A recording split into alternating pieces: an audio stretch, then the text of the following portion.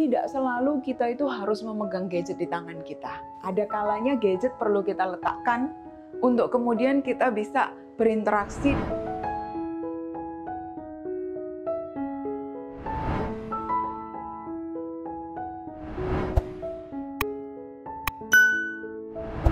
Yang kedua, yang bisa kita lakukan sebagai orang tua supaya anak-anak kita tidak sampai mengalami kecanduan internet gaming adalah berikan contoh penggunaan gadget internet yang sehat. Internet gadget adalah hal netral yang tergantung manusianya menggunakan. Dengan internet dan gadget, kita sebenarnya bisa meningkatkan kualitas hidup juga. Kita bisa berkomunikasi dengan saudara dan teman yang jauh dengan mudah, pakai video call dan sebagainya. Jarak tidak lagi menjadi masalah. Kita punya perpustakaan terbesar di internet dengan menggunakan gadget. Artinya ada hal-hal positif yang bisa meningkatkan kualitas hidup bagi manusia yang bisa kita contohkan kepada anak-anak kita. Apa contoh yang kurang baik misalnya? Ketika kita sebagai orang dewasa menggunakan gadget secara abusive. Dalam arti, kalau kita kebosanan misalnya, kita pengen relax, lalu kita selalu hanya menggunakan gadget. Itu contoh yang abusive. Mengapa? Karena harusnya ada cara lain untuk mengatasi kebosanan. Kita bisa duduk ngobrol dengan anak kita, dengan orang lain.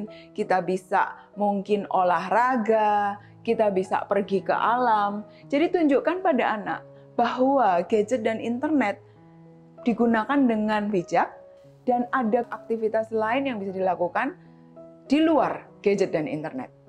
Contoh lain penggunaan gadget dan internet yang bijak adalah misalnya ketika kita merasa lelah, penat, maka untuk refreshing kita bisa tidak hanya bermain game, itu bisa jadi salah satu pilihan.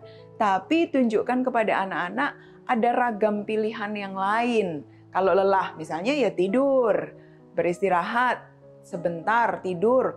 Atau kemudian misalnya bermain board game. Jadi permainan bersama, tidak hanya sendiri, dan ada bentuk fisik permainannya, bermain kartu, bermain board game, kita bisa lakukan.